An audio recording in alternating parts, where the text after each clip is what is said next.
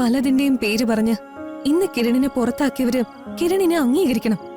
അതിന് നമ്മുടെ മുന്നിലുള്ള ഏറ്റവും നല്ല മാർഗം ഈ കല്യാണ നാടകം തന്നെയാ. അങ്ങനെ ഒരു അവകാശം പറഞ്ഞ് ചെല്ലാതിരിക്കാനല്ലേ അവരെന്നെ ഇന്നേ പുറത്താക്കിയത്. അങ്ങനെ പുറത്താക്കിയ തീരുന്ന ബന്ധമാണോ ഇത്? ഒരച്ഛന് സ്വന്തം മകനെ അങ്ങനെ ആട്ടിപ്പായിക്കാൻ കഴിയോ?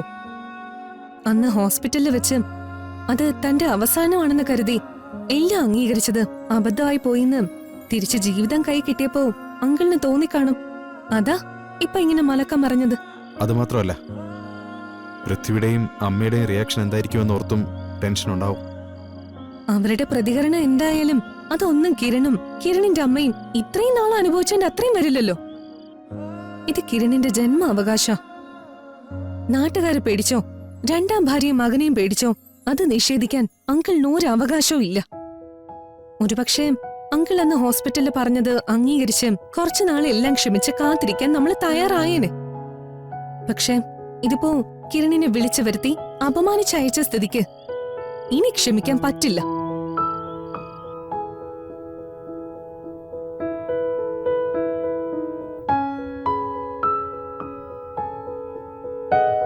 കിരണിനൊപ്പം എന്തിനും ഞാനുണ്ടാവും.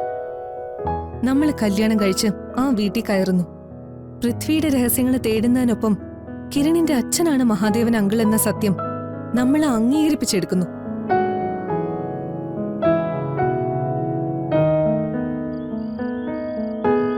ഇത് നമ്മൾ ഉറപ്പിച്ച കാര്യ കിരൺ. ഇനി വീണ്ടും ഓരോന്ന് ആലോചിച്ച് ടെൻഷൻ ആവണ്ട. നമ്മൾ പറഞ്ഞുറപ്പിച്ച കാര്യങ്ങളെ കുറിച്ച് ഓർത്തല്ല ഞാനിപ്പോ കൺഫ്യൂസ്ഡ് ആവുന്നത്. പിന്നെന്താ? ഞാൻ ദുർഗയെ കുറിച്ചാ ചിന്തിക്കുന്നത്. എന്നെ കുറിച്ചോ? അതെ, ഈ കല്യാണ നാടകം ഒരു പെൺകുട്ടി എന്ന നിലയിൽ ഏറ്റവും കൂടുതൽ അഫക്റ്റ് ചെയ്യാൻ പോകുന്നത് തന്നെയാണ്. ഇനി ഒരിക്കൽ ശരിയായ ഒരു കല്യാണം കഴിക്കേണ്ട സമയത്ത് ഇതെല്ലാം ഒരു പ്രശ്നമായിട്ട് വരും.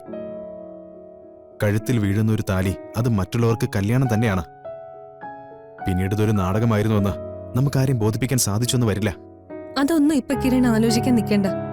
ലക്ഷ്യങ്ങളെക്കുറിച്ച് മാത്രം ചിന്തിച്ചാ മതി. ഇവിടെ എന്റെ ചെറിയമ്മയും അപ്പച്ചി ഉൾപ്പെടെ എല്ലാവരും കിരൺ ആരുമില്ലാത്തവനാണെന്നും അച്ഛൻ ആരാണെന്ന് അറിയാത്തവനാണെന്നും ഒക്കെ പറഞ്ഞ് അപമാനിക്കുന്നതും ഒരുപാട് വേദനയോടെ കിരൺ കേൾക്കേണ്ടി വരുന്നതും കിരണിന്റെ കണ്ണുകൾ നിറയുന്നതും ഞാൻ കണ്ടിട്ടുണ്ട്.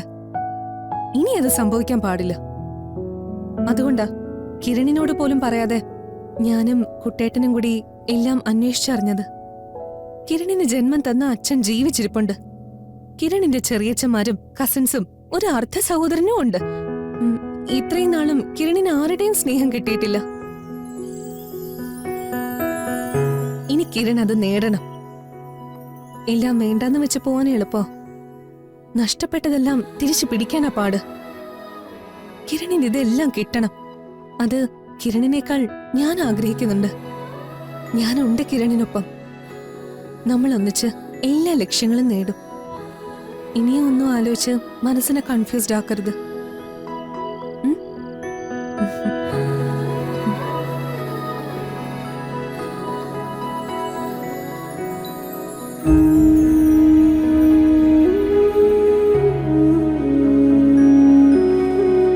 ദുർഗേ, ഒരു കല്യാണ നാടകത്തിനല്ല, ശരിക്കും തന്നെ കല്യാണം കഴിക്കാൻ എനിക്കിഷ്ടം.